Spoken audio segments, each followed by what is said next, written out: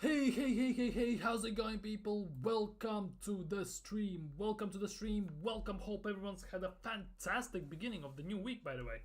Hope everyone has recovered, especially if you're an England fan after the Euros, because it was England versus the world. And obviously, well, not obviously, I just want to admit, I was the rest of the world. I was rooting for Spain to win it all. And let's be real, in the end, they actually did, which was a dub and a half in my books for me specifically. But otherwise, yeah, in Euros where finals were quite interesting. I'm not gonna lie, for the first time change.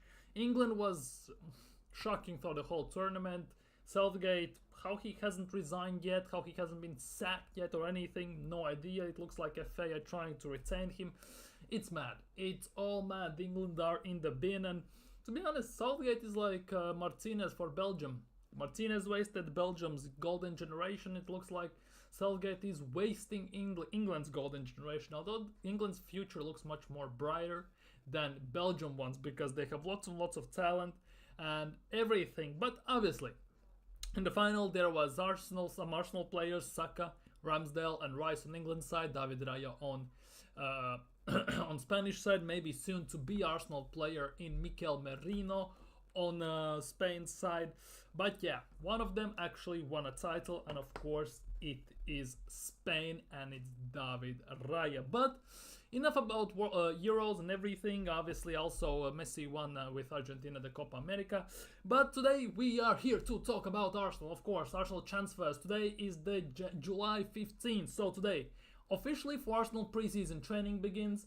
In a week, they fly to USA for the tour. On 23rd, I think it was, they play against Bournemouth, then they play against United, then they play against Liverpool.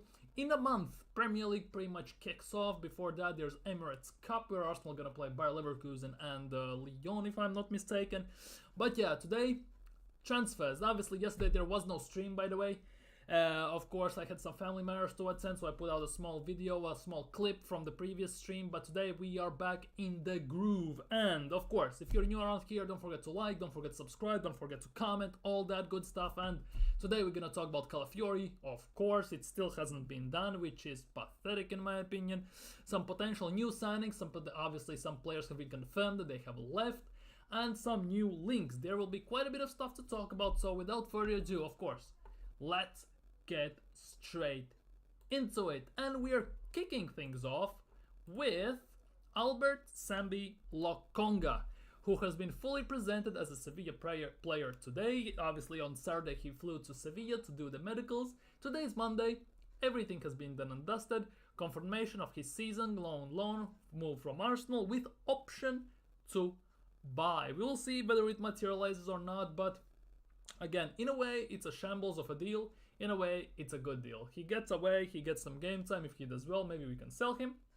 On the other hand, of course, yeah, it is what it is. We don't get any money up front. But one thing I wanna... whatever, it's gonna show. Lokonga, the deal, the contract. His contract runs out in June 30th next year, which means his loan is gonna end. And straight up, his contract is also gonna end. So that is the big deal, because it can go two ways. Either he does well at Sevilla, and Sevilla paid the 15 million euros, whatever it was, the option to buy, and then there are some sell-on clauses that come into play. That's the good part. The bad part is, if he does bad, he comes back to Arsenal, and I don't think Arsenal will renew his contract by the end of the next season. The issue with this is Arsenal tend to re-sign players to protect their value, as they say. Obviously, Lokonga is still young. There is some value to protect, but the fact that Arsenal will get back the 18 million they paid for him, highly unlikely, unless he has a world beater of a season for Sevilla. They pay the 15 million, and then at some point he gets sold on for about 25, and Arsenal gets some investment on that. So technically Arsenal could get ROI on Sambi, but seems unlikely, let's just say that. Now at the end of the season, next season, if Sevilla doesn't do this buy option, it will be interesting because, as I said, Sambi Lokonga's contract runs out on June 30th, 2025. That's the end of the next season. It will be interesting to see. If Sevilla doesn't decide to buy him, what will Arsenal do? Because in Arsenal's DNA, it would be to let him go for free, because we have done it over and over and over again, and it has always been a massive pain. Whether it's gonna happen again, it all remains to be seen. A long season awaits us, so we'll generally have to wait and see. But for the sake of money, for the sake of investments, for some sake of some sales, best of luck to Samuel Lokonga, and hopefully he does well. Moving things on to Fabio Vieira, ironically enough. Obviously, there were rumors in the beginning of the transfer window that Arteta might be looking to sell him. He didn't like him how he was performing in training. And to be honest, Fabio Vieira hasn't done much at Arsenal. Because highlights for me for Fabio Vieira is the goal against Brentford, some key passes here or there, maybe 2 or 3, and the red card he got. I think it was against Wolves, if I'm not mistaken. My memory doesn't deceive me on top of my head at the moment. But it looks like Mikel Arteta has made his stance clear on Fabio Vieira. Arsenal boss Mikel Arteta is keen on retaining Fabio Vieira this summer. Football transfers understand. This comes amid transfer speculation surrounding the 24-year-old's future due to his having failed to properly break into Gunner's side. Obviously, it was the going through thing for the last 2 seasons. The first season was a Mickey Mouse season. Obviously, the second season was the season when he should have performed. He tried, he got injured, and at the end of the day, he didn't get enough time when he came back for injury. But it looks like Arteta wants to give him one more shot. At the time, Arteta said about Vieira, I'm really happy with him, but sad at the same time because it's been a tough period for him, especially with the last injury, because he had some momentum. And technically, he had some momentum before he got injured. He had some good spells here or there. He got some good assists and everything. So definitely, maybe there was a player there, and that is the biggest thing with Arsenal. Many times, the players that have had us and Arsenal fans had the most questions and issues with, maybe excluding Kai Havertz, at the time have gone on a good spell and then snap. They get injured and they lose their momentum, they come back, and it's never the same. And we had that year in, year out with multiple players, and it feels like it's in Arsenal's DNA, but it is what it is. He had put some performance together, but he got injured. That broke up his rhythm again like last season, but he's an enormous talent, and we're going to get the best out of him. That's a good promise, because if he doesn't get injured, he could do something good. The biggest issue for me with Fabio Vieira is that he is too weak. For Premier League specifically, he is too weak, because he played some games at number 8, if I'm not mistaken, for Arsenal, and he got run over like someone was driving a bulldozer versus a bicycle, basically. He just got run over, destroyed, and that is the big thing. If he can bulk up, get more physical and stronger on the ball, there could be a good player in there. So that remains to be seen what's going to happen with that. Arteta's admiration for Vieira stems from the player's technical prowess, versatility, and ability to impact games in various midfield roles. Obviously, Arteta has emphasized that these creative skills and vision align perfectly with Arsenal's attacking philosophy, making him an important part of the squad. Yeah, this is all great on paper, and the waffle he's pushing to us, the fact is, he didn't play. Vieira's first season at Arsenal saw him make 33 appearances across all competitions. To be honest, in the first season, that's not bad. Obviously, many of them weren't starts, but that wasn't bad, contributing 2 goals and 6 assists. To be honest, for the first season, coming on as a sub many times, with injury issues here or there, to be honest, not too bad. Let's just say first season from Portuguese league, I would say not so bad. But while these numbers may not immediately stand out, Vieira's underlying qualities and trust from the manager mean that he could yet have an important part to play at the Emirates. It will be really interesting to see, because here is the thing. Crystal Palace want to keep Eze, mostly because they just sold Olise to Bayern Munich. It looks like Liverpool are eyeing Mark Gehi at the moment. They have held talks, and it will be very interesting to see how that develops. But they don't want to lose every single star they have in their squad, and Eze would be the last one they have, to be honest. Anderson is still there, so technically 2 more. And regarding Arsenal's interest in Crystal Palace midfielder Eze, we hear that player is keen on joining the North London Rhinos Tottenham. Now, bear with me here. First things first, if you want to ruin your career, Eze, you can go to Tottenham. Let's get that straight out of the way. Second of all, He admitted he grew in Arsenal's system, he admitted to be an Arsenal fan, and he admitted himself he wants to play for Arsenal. Not Tottenham, not Fulham, not Liverpool, but Arsenal specifically. So if he goes to Spurs, all the credibility has been lost and he has sold out basically. But it is what it is. At the end of the day, we will have to wait and see how that develops. But yeah, it looks like Fabio Vieira is staying for at least one more season. I think Arteta is willing to give him one more shot at the wheel and see what happens. Another news today, Nuno Tavares fully has been revealed as Lazio player on a season-long loan with obligation to buy based on particular conditions and sporting performances. This was very interesting because he was pictured in Lazio training before he got unveiled as full confirmed loan on season-long loan for Lazio. It's very weird how that happened, but it is what it is. He has gone there. It's about 8 million to buy with a sell-on clause and all that stuff. But this part is really annoying. Particular conditions and sporting performances. That can include anything, starting from clean sheets, goals scored, assists, ending with yellow cards, red cards, minutes, and anything. And if Lazio don't like him on certain level, let's just say he doesn't hit the ground running, they can easily manipulate the progress of Nuno Tavares at Lazio so they don't actually have to buy him, because it's an obligation to buy based on conditions and performances. Which means that, as I said, if he starts off good, it's good, obviously, but if he starts to stink out the place, Lazio may think, he might not be it. So if we don't want to buy him, we can put him on the bench, give him some subs here or there, so it looks like he's trying to achieve the conditions and performances, and at the end of the season, it all falls flat, he comes back.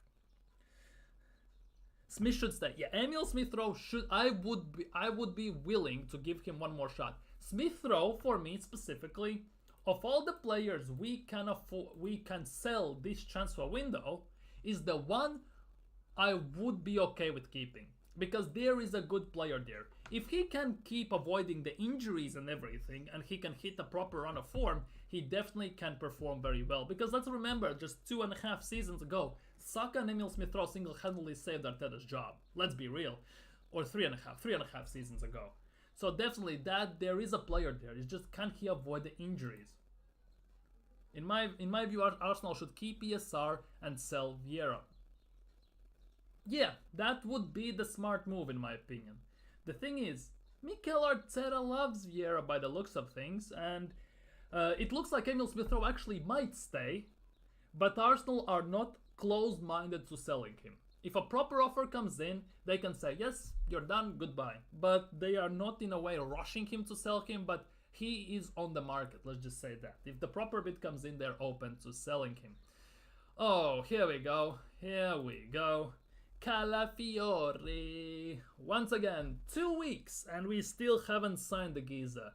How slow can you move in the transfer window? Every single team is signing 2, 3, 4 players, while Arsenal cannot even get one player over the line. How embarrassing is that? One of the biggest clubs in England, one of the biggest clubs in the world, cannot sign one player. Arsenal are understood to remain in negotiations with Bologna over their move for Calafiori, who could cost around £45 million. There is now a growing expectation the deal will be done. The thing is, Arsenal want to pay 45 million, but Bologna are asking a bit closer to 50 million, based on 50 million, based on 50% sell-on clause they have with Basel. The thing about this is, Arsenal and Edu at the moment are haggling over 4.2 million pounds. That is the difference and the discrepancy why we still haven't signed Calafiori. Genuinely, it's been confirmed, it is out there. Only reason Arsenal haven't signed Calafiori yet is because Edu, Garlic and all them men are haggling over 4.2 million pounds. And not gonna lie, I am speechless. We as an Arsenal are haggling over 4.2 million pounds. We can spend this money to sign Marquinhos, for example, who we could have gotten for free, but we decided to pay 3 or 3.5 million to Sao Paulo to keep good relationships. But we are haggling over 4.2 million to sign a player who is much better than Marquinhos ever will be. That is just mad. That is just mad. Big up, big up, big up, big up, big up, big up. Big up, Peppermint. Big up. Exactly. It is embarrassing being an Arsenal fan right now. Because if you, as one of the biggest clubs in the world, I would say, let's say top 15 for the sake of an argument, are haggling over 4.2 million pounds, it's not a good look. And the biggest thing is, there's two things about this.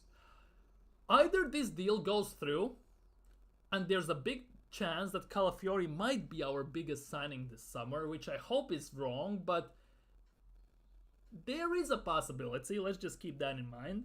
And there's also a possibility that this deal, if we drag this any longer, can still be hijacked. Let's get real.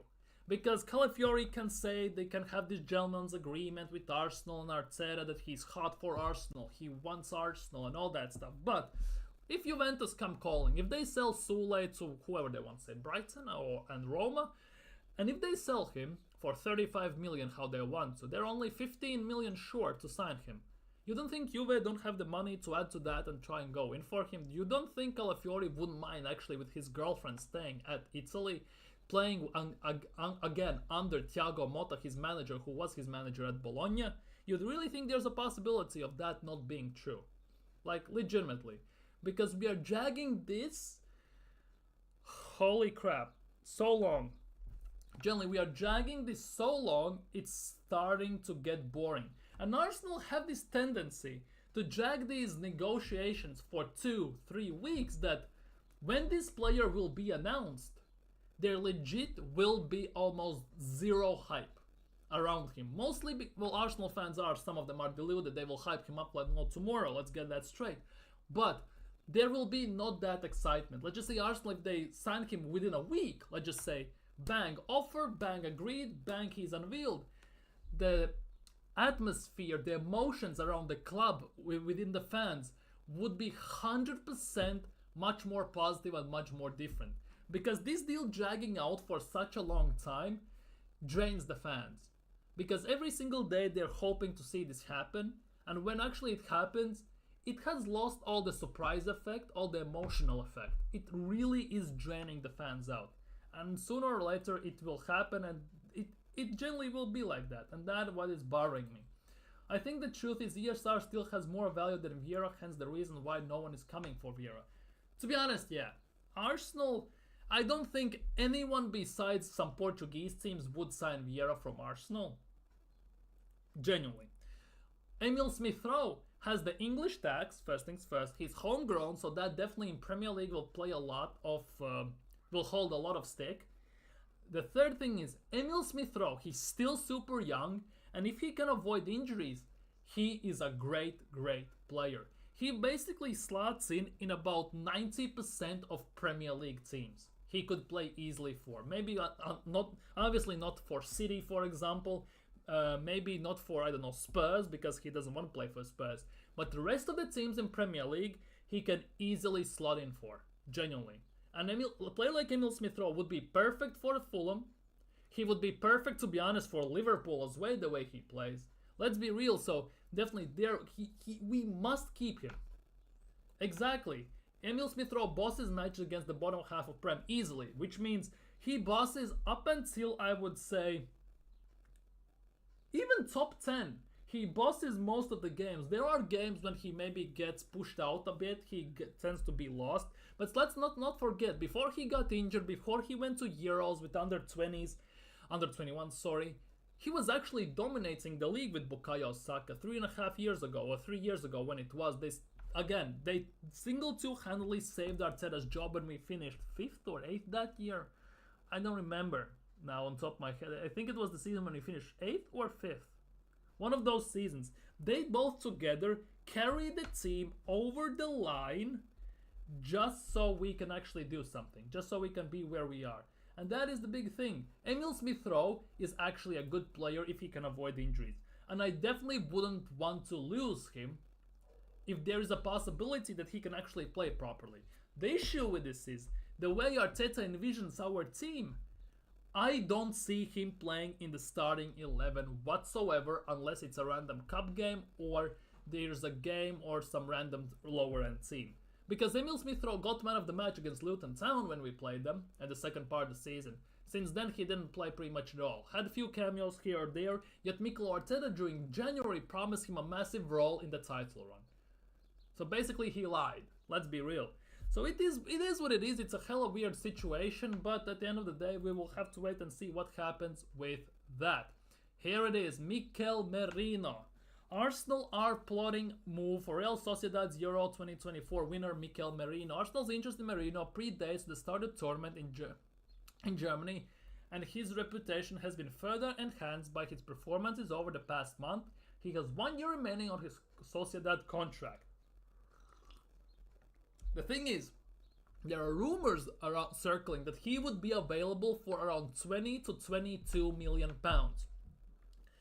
So why the hell we haven't signed him yet? If Arteta is so on fire for him, so interested, so monitoring the situation, everything. Because every single bargain we can is affordable to us, we never do.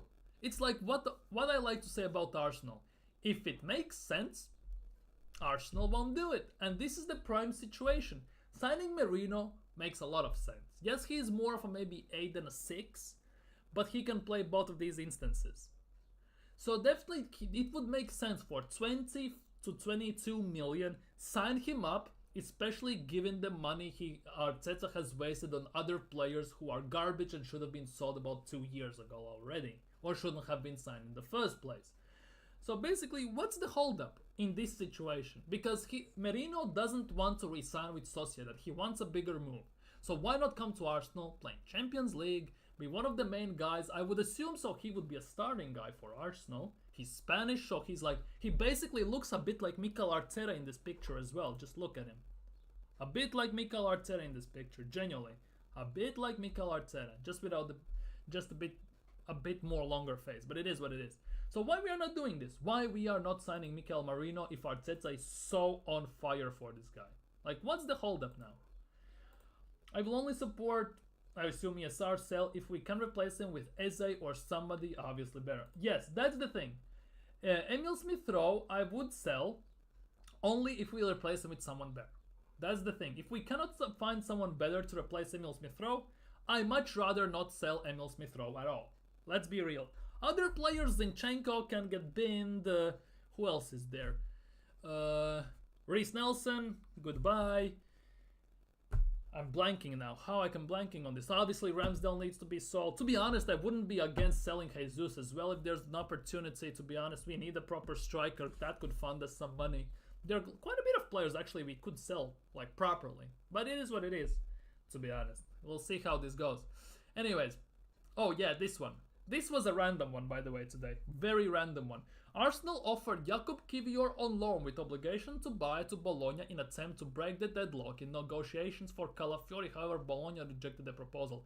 Basically, what this is saying, Edu, Garlic, and whoever is up there trying to negotiate, they much rather give Kiwior on loan with obligation to buy than try and negotiate £4.2 million deal. 4.2 million. They cannot afford that, or they don't want to pay that. Like, I know they have their valuations of the players and everything, but haggling over 4.2 million just seems embarrassing for such a big team like Arsenal. Genuinely. Because if you look at most of the teams, how they do business, they go in, we want that player, that player, that player, that player. How much you want? 50 million? We will offer you, oh, okay, 50 million sounds about right. Thank you, we get that. 35 million, we take that easily. Arsenal, you want 50 million? So we're gonna offer you 40 million and 10 million in add-ons. Who wants these add-ons? Nobody, everyone wants money. There's no guarantee you can achieve those add-ons as well. Just like Arsenal wanted to include winning Champions League in Declan Rice's add-ons. A team that has never won Champions League wants to include winning Champions League as add-ons. Make it make sense. Genuinely, make it make sense. But yeah, This is mad. Arsenal offered apparently Jakub Kivior with a loan with obligation to buy in order to try and sweeten the deal and not to pay 4.2 million. This is Arsenal just insane, it feels like. And here it is, Emil Smith-Rowe, what we talked about today. Fulham have opened preliminary talks over a deal for Emil Smith-Rowe with a bid in mind. The question is, how big is the bid? And what will Arsenal do to replace him? Those two are the big questions. Smith-Rowe is keen to remain at his boyhood club Arsenal, obviously. But should it become apparent that there is no room for him in the side, a move could materialize. So basically that is the big question mark. Will the move for Emil Smith-Rowe materialize? Because the way Arteta has used Emil Smith-Rowe, especially since January till the end of the season, genuinely shows that there is no room for him in the side. Because Emil Smith-Rowe was fit for many games. He played one game, full game against Luton. He got man of the match. Then he played, I think, 2 or 3 more games as sub for about 10 to 15 minutes. And that's about it. Yet Arteta in January promised him important role, lots of minutes, key part in title race. Basically, Arteta's actions have shown that he doesn't fully trust Emil Smith-Rowe. Or I can play devil's advocate and say here that Emil Smith-Rowe maybe at the time wasn't still fit enough and he didn't show enough in the training to convince Mikel Arteta that he's ready to play. Either or. Either he doesn't trust him or he wasn't fit enough. One of the two. Genuinely. Either or. Because Arteta has this in his locker just to shut down players and shut them out. He did that with Aubameyang, he did that with Guendouzi, he did that with others, and most recently he did that with Ramsdale. If you want to sell a player, either sell him when you signed Raya on loan, when his value was sky high and there were takers, not like now when there is no takers for him pretty much. We're gonna talk about Ramsdale, there's some rumors about Southampton. Or you play him so he can retain his value a bit. Not like when he was 50-55 million goalkeeper and now in this summer you will be lucky to get 30 to 35 million for him. That's 25 million in losses. Arsenal are hoping to break even for Aaron Ramsdale. Like, what club does business this way? Which club does business this way? Genuinely, help me understand. Which club? It's mad. It's genuinely mad how incompetent we are in managing our team, situations and everything. And obviously one of the biggest things, majority of the Arsenal squad is scheduled to return to first team training today. Basically today, July 15th, preseason training fully begins for Arsenal. And let's instantly type in Ramsdale.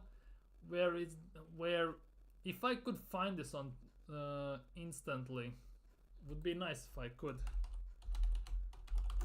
because I'm genuinely blanking on this. Here we go. Arsenal might be prepared to let Ramsdale go on loan in hope his performances would generate a big fee in the future.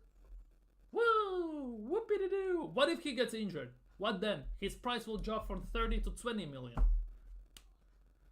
Genuinely, what if? This is all what ifs. What ifs?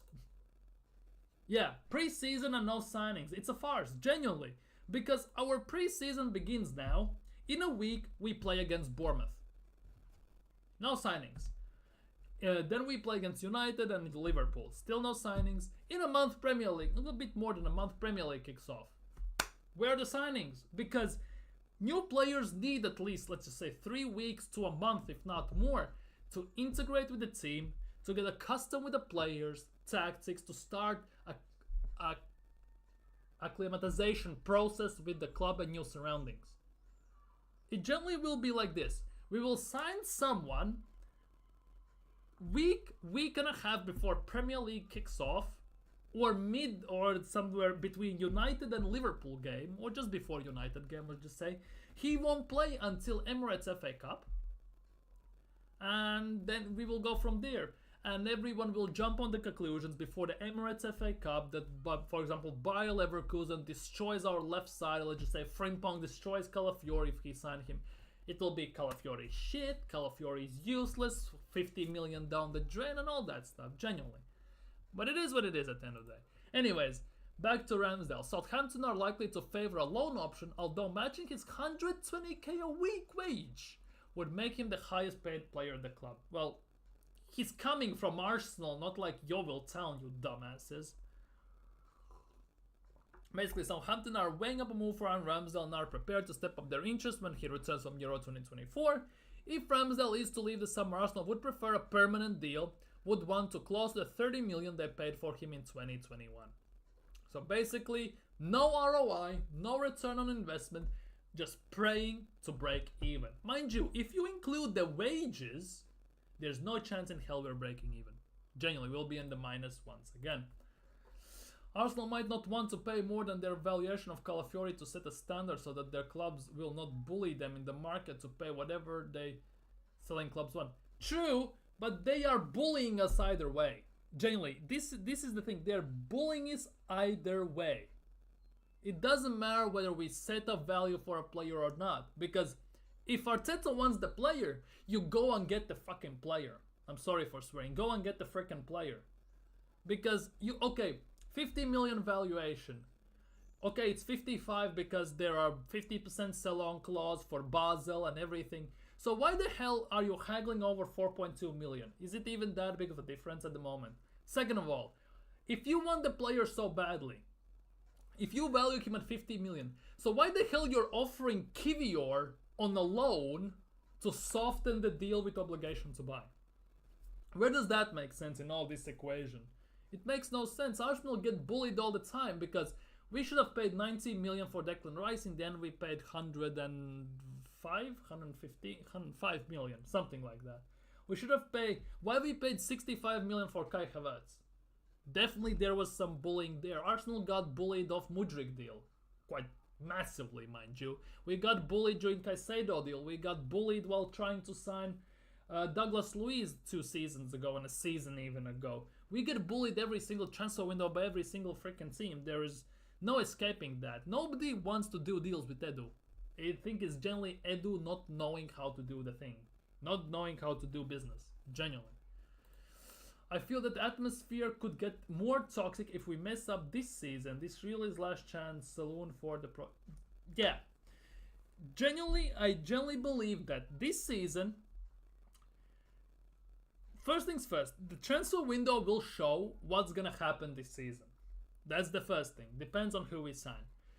More importantly, if we look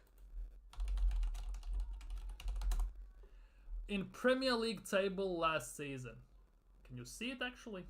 Genuinely. Yeah, you can. See? Man City lost 3 games and drew 7. Which basically leaves us this big of a margin for error. Genuinely. 3 losses, Arsenal got 5 losses. If Arsenal, in the first 10 games of the season, even draw 2 and lose 2, there's a big possibility we can already chalk up the season and it's done and dusted. We are not getting first. Because we know that City can go on unbeaten runs left, right and center.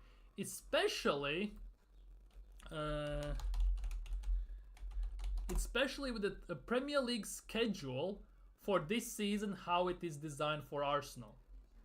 Because Arsenal play Wolves at home, alright, cool. Then we have to play Villa away, which instantly is a massive issue for us because we screw up against them big time, especially last season. Then we play Brighton at home and you never know which Brighton is going to turn up. Plus Brighton has a new manager, so a new manager bounce can be in play. And then the big games kick in. We play Spurs away, North London derby. Then we have Champions League game in the middle, and we play Man City at Etihad. If we haven't done our things properly in the market, and if we haven't done tactics properly, and Arteta starts to experiment like they did last season in the beginning of the season, this game and this game are 2 losses instantly, and we are screwed. Genuinely, we are screwed, especially if we lose to City at Etihad. We instantly might get done over, and that is the big thing. Genuinely, it might take 1-2 losses in the start of the season and it instantly will switch fans and everything. It will get hella toxic because now it will be very tough. Because we all know what City stands about. Their winning mentality, pedigree and everything. And Arteta says, believe, believe. Believe in what? You haven't shown us anything that you can win anything. You win the cups every single season. You say bigger fish to fry and all that crap. So at the end of the season, we finished twice second. We finished second. You want a medal for that? You don't get nothing for that. Because nobody remembers who finished second unless you finish first. And this season is make or break. You win or you get sacked.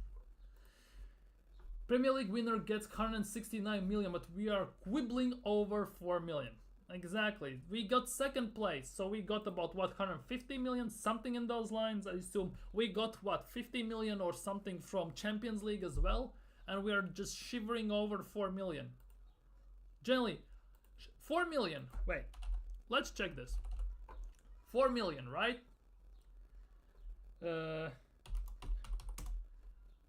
4 million, right? So 80,000 times 52. 4 million. So basically, Arsenal are quivering over 4.2 million pounds. Basically, what they paid last year to Cedric Soares in wages for playing 100 minutes throughout the whole season. We are basically haggling over that. We are haggling 1 year's Cedric Soares' salary last season at Arsenal. Basically, he got 4.186 million over the last season. 80 grand a week, played 100 minutes or something like that during this year. Amazing business, amazing job, and amazing work, Arsenal. Thumbs up for that. Genuinely, thumbs up. Anyways, anything new here? Edin Ketia doing gym work upon his return to Sober Reality Training Center today. Why? It's not like he's gonna be at Arsenal, or is he? Is he not getting sold? Okay, Ben White dodged the bullet with, what's its face? Southgate, thumbs up for that. Oh, Timber, preseason training, maybe training at left back, who knows? Odegaard, Tomiyasu. Tomiyasu has a nice stand, you know? Kind of nice stand. Thomas Partey, he's not injured, guys. He's not injured. Happy days. Yeah, it's really sober reality for Arsenal fans, genuinely, yeah. Thomas Partey is in preseason, so how long till he gets injured? Where is his replacement, by the way? Where is his replacement? Where is backup for even Declan Rice or whatever? Where's our number 6 or number 8s? Where are we? Where are the signings? Yeah, exactly. We are starting preseason training today. We are flying in a week to USA. In a week and a bit, we are playing against Bournemouth, then United, then Liverpool. Where are the signings? Exactly, that is my question. What is Edu doing? What is Edu doing? Mind you, just to make ourselves that a bit more depressed about Arsenal, let's look what other teams are doing in the transfer window. Genuinely, let's talk about this. Obviously, United signed Zagzi. Al Nassr, initial proposal, Man City first and worth $1 million package. There's a bigger in evaluations. Man City won't accept this fee. They want more than 50. Oh, makes sense. Let's be real. Desiree Doué keeps options open. Oh, AC Milan have signed Alvaro Morata. Woohoo! So Morata,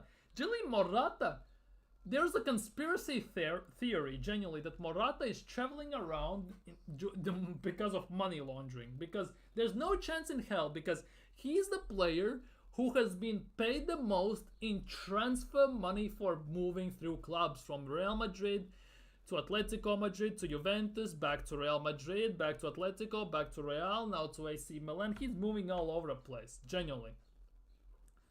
I think the 4 million is not any problem with Calafiori, but also the inclusion of the sell. Yeah, that's the thing. There's also talks that Bologna wants Basel to kind of lower the 50% sell-on clause to like 45 or something, or 40%, whatever, basically, to change their sell-on clause. And Basel aren't budging from the 50%. Now, from Bologna's side of point, it's hella annoying. But if you are Basel, you're not the biggest team in the world. You'll get quite a huge amount of money for Basel, let's be real.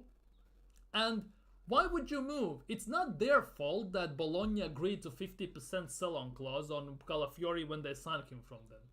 Genuinely. If you didn't want, why did you give it? Why did you sign it? But I understand both sides, but I more understand Basel because football is also a business and they need to make money. So it is what it is. It's generally a never-ending thing. Yeah, here it is. Zlatan signed. Yeah. Shaqiri has retired. Okay, cool. Rodri needs to win Ballon d'Or. Either Carvajal or Rodri needs to win Ballon d'Or. If any of them don't win, it's a travesty and a half, by the way. Oh, Arsenal signed a goalkeeper, by the way. Where is it? Where is it? I just remembered. Arsenal signed Setford. Or Stetford or whatever. Here it is. Here it is. Here it is. Here it is. Here it is. Arsenal signed another goalkeeper. Happy days. Arsenal strike agreement. Arsenal strike agreement with Ajax to sign goalkeeper Tommy Setford. Fee for 18-year-old talent and England youth international around 1 million plus add-ons. Highly rated prospect expected to join on initial 4-year contract to bluster AFC ranks via thanks to Athletic and David Ornstein. Whoa, Arsenal are signing goalkeepers. Yeah, Tommy, and it's not Tomiyasu even. It's Tommy Setford. Woo, it's like a Mickey Mouse Club, you know, the Mickey Mouse Club. Tommy Yasu, Tommy Setford. Woo, woo, woo, woo. Gabi Jesus and all that stuff. It's all there. It's all there. Whole Mickey Mouse thing is going on. Anyways, we have Fabio, we have Tommy's, we have everything. Genuinely. Gabi's, Tommy's, Fabio's, who else is there? Just imagine. Another goalkeeper. Happy day. It's for the youngster. He's technically the third choice or the youngster or whatever, but hey. Yeah. It's not Mickey Mouse Club, it's Mikel's Mouse Club. It's Mikel's club, basically. All the goalkeepers and very interesting names, to say the least. Anyways, where were we? Let's make ourselves even more sad. Let's see what the other teams are signing. Lautaro Martinez is extending contract at Inter. We already saw that. Oh, Jose Mourinho. Remember this guy? He was linked with Arsenal for about 3 windows in a row. He was such a baller. He was apparently so good, world beater, but where is he going now? He's going to Saudi to join Al Ittihad. Woohoo, that went well. Dodged the bullet there, by the way. Although at that time he was kind of a baller, I'm not gonna lie.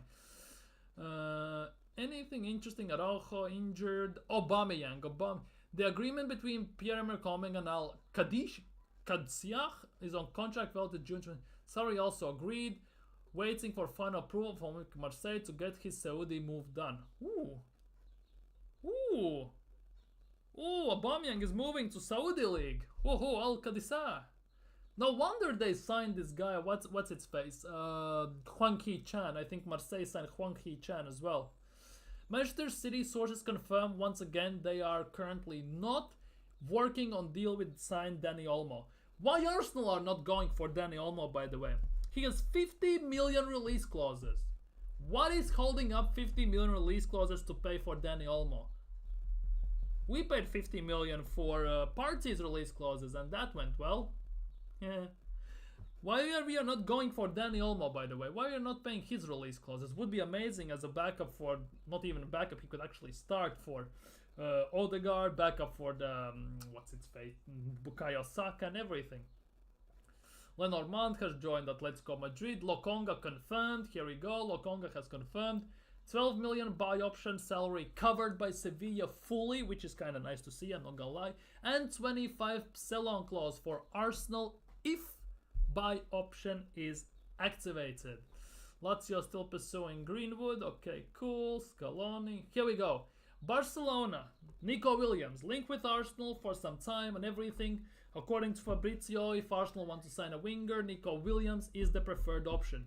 Where does that leave Martinelli and Trossard?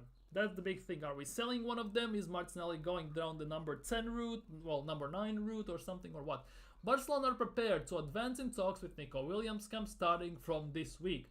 A salary structure is key factor to move forward. Obviously, Nico Williams is on nearly 200 grand a week.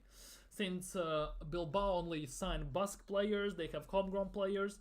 They sign young and experienced players only from Basque region, which means they can sell. They can only sell mostly, and that means they can offer their big players big wages. So that is the biggest issue here. Hansi Flick has already approved Nico Williams as top target this summer. Timing is key as Premier League clubs are also there. Obviously, Arsenal are still in there, but there is no chance in hell he's leaving Spain, in my opinion. Dani Olmo. Dani Olmo has terrible record, though. Yeah, that's the thing. But Dani Olmo's injury record actually isn't that bad if you overall look at it. If I'm not mistaken, Dani... I think it wasn't that bad. I think it was one last season when he genuinely missed whole season. Besides that, it wasn't that bad. See, this season he had this big injury where he missed most of the season. But besides that, he had small 20 games. Okay, that's a bit rough, but overall, he gets small issues here or there. He missed torn muscle fiber, but that's COVID season, everything. He misses about 10 to 15 games a season on average. That's the thing. He got the big joint dislocation. That is the big thing. Dislocations are very long to heal, take very long time to heal. So it is what it is, but I would take him at Arsenal.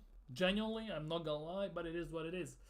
Aubameyang, Saudi, of course. Anything else? Phalange to Aston Villa since Diaby is moving to Saudi, so that is kind of interesting.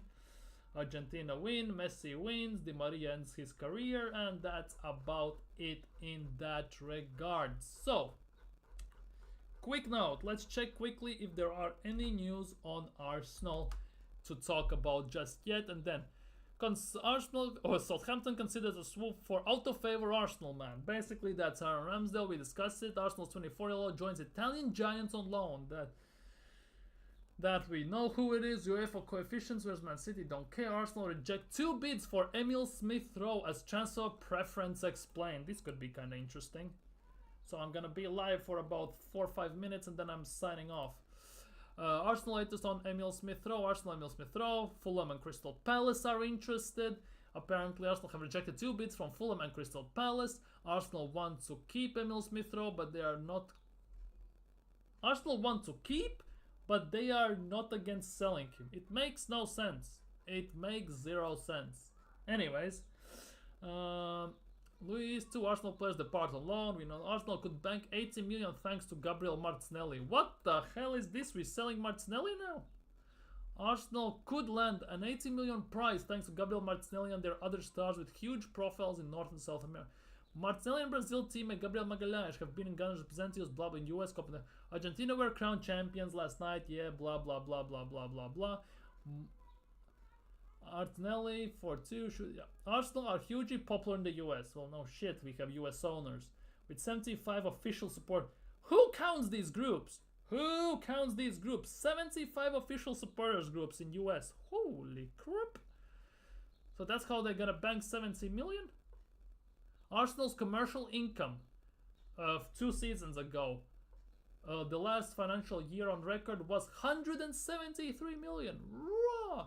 While this is an impressive figure in isolation, it's well behind all of their rivals in the so-called Big Six. In fact, only slightly over half of Man City's... Okay, no comment. Kroenke, you need to do something. Sign some players. For the content, the main sponsors, so it's also there's ugly mad. Rather wouldn't have read that, to be honest. Rather would not have read that. Okay, this is the last one. According to Fabrizio Romano, yes, here we go. Arsenal want to sign Nico Williams. However, we all know how this is going. Arsenal manager Mikel Arteta appreciates Athletic Bilbao, but he's going to Barcelona, man. Hello, his partner, talented winger, impressed in Spain. Euros, obviously scoring 2 goals, including La Roja's first in the final against England. Yes, he buried England. According to Mano, both Chelsea and Arsenal are reluctant to pay crazy money for Williams. He has release clauses. There is no crazy money for that. First things first. Second of all, the wages, yes, that is crazy money. Because he's on 200 grand a week. That is the big issue here. But it is what it is. Arsenal could sign Raya's backup. Juan Garcia is being considered, most likely, but it is what it is. It doesn't look like nothing new today has happened. Arsenal have loaned out players. Arsenal have still not signed anyone. So that is going according to plan. So that is super fun for Arsenal, super fun from Arsenal. and it is thumbs up for every Arsenal fan who likes pain, emotional pain, physical pain, and emotional damage. But yeah, for today that will be it for me. Thank you guys so much for chatting. Thank you so much for being here. Y'all been super fantastic. Have a great evening. Have a great day. Let's hope Arsenal signs someone soon, because I'm genuinely starting to get very, very annoyed with this. But yeah, if you're new around here, don't forget to like, don't forget to subscribe, hit that bell. If you're watching this on replay, don't forget to put your comments about Arsenal, how you feel about them. Thank you so much for Midas Touch, Troy Arsenal, Peppermint, Adierik being here. Hi, how Midas Touch, how are Newcastle should send and all. Yeah, good. But yeah, for Newcastle, Jonathan David, make a move. Interesting proposal from Kang Boomba. But yeah, thank you so much for being here. See you all very, very soon. Well, basically tomorrow.